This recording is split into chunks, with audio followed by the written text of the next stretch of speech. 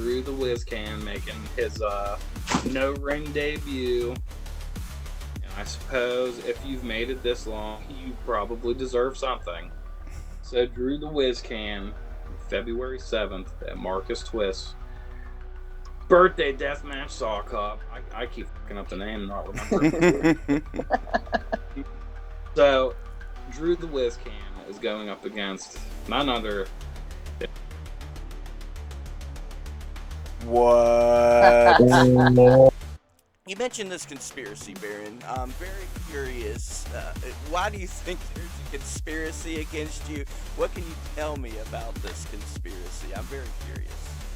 Oh, give me one moment, Louis Spookerton. I will show you. There is a conspiracy. You're gonna show me? Let me prepare my camera. Oh, okay. Whoa. This is every bit of evidence that has ever needed to be presented. From the NICW, I have tied in every individual, the referees, the workers, the promoter himself. I know that there is a conspiracy against me, Louis. Whoa. Well, I mean, you went through all this work like Charlie Day. Go ahead and break it down for me, man. Hell, I see my name. What did I do? So there's going to be a world champion that is going to be recognized in multiple promotions across multiple states. I was actually approached earlier today by two other individuals. One of them just making an inquiry about possibility of coming in to the NICW, and the other one is fully on board. I'm going to give you an exclusive right now. This has not been announced anywhere else. But earlier today,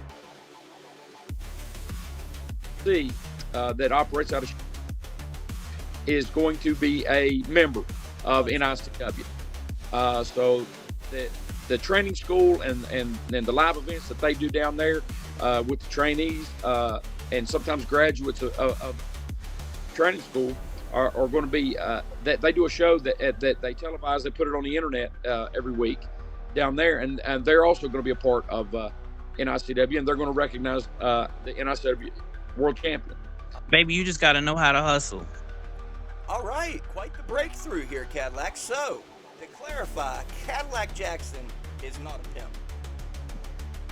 That's correct. Just a few years ago, there was this huge rivalry, not even a rivalry, just straight up hatred between the southern part of the state and northern part of the state. So let's shoot a little bit here, Chase. What can you remember from the good old days? What progress have you seen made recently? How important is it? Just tell me your thoughts on this. Take me back. When I broke in 5 years ago, it was blasphemous for you to go work for somebody else. Okay. It was very much the wild, wild west of doing things. And at the end of the day, not only is it a sport, it's a sport that draws fans, that draw money. Mm-hmm. If it makes business sense, why wouldn't you do it? I think we're at a time now where the state of professional wrestling in West Virginia as a whole is getting better. And that's great. But if you're asking me to be honest with you, I think...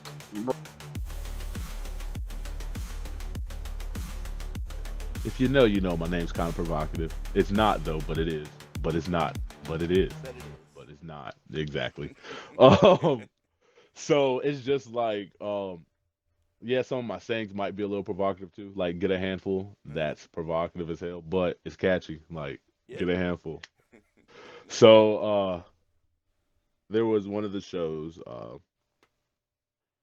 somebody said, and I think I just rolled out the ring, and that's the only reason why I heard them so clearly. And they said, "Oh, I bet you they couldn't take all that BBC in one night." I was like, God forbid, bro. Let's talk about everybody coming to APW and how things are coming together, Yellow. Let's get a little shooting for a second. And, okay. And if I'm going too far, say, Lou, I don't want no part of this. But I think you're the man to ask, because I've been at those PWL shows where you say, PWL management, I gotta go down the road now and I gotta work for APW. You were the guy working for both promotions while both promotions weren't exactly getting along, to say the least. What can you say seeing these two come together? We never thought we'd see today. I never thought, at least. Tell me your side of things.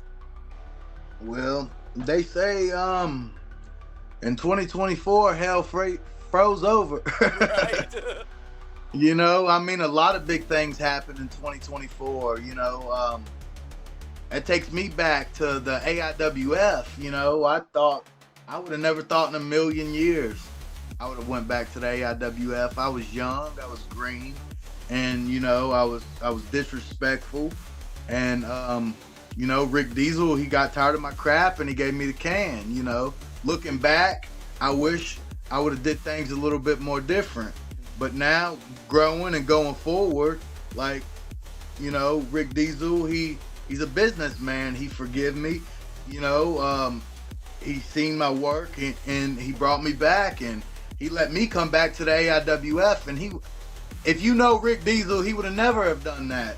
And when the guys from Premier Wrestling League and American Pro Wrestling came together, I was more than grateful. I was like, man, this is such a good thing because, I mean, if you think about it, Premier Wrestling League was kind of born from American Pro Wrestling because it used to be USA CW, USA Championship Wrestling. Okay. You know what I mean? And the guys that founded Premier Wrestling League, they got their start right there with Joe Brody in the American Pro Wrestling group. You know what I mean? So seeing them two get back together and squash them beefs, man, that just shows growth for West Virginia wrestling. And I'm hoping more guys come on board, more guys like, and you know what I mean? I just hope everybody just comes together and, you know, maybe we could just turn West Virginia wrestling upside down and show these guys what they're missing out on.